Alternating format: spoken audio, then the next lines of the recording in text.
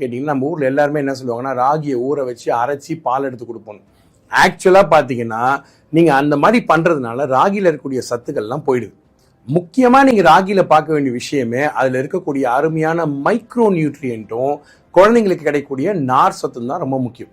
Nutrients இருக்கக்கூடிய ஒரு அருமையான உணவு, அதை நீங்கள் டைரெக்டாக அப்படியே கன்சியூம் பண்ணலாம்.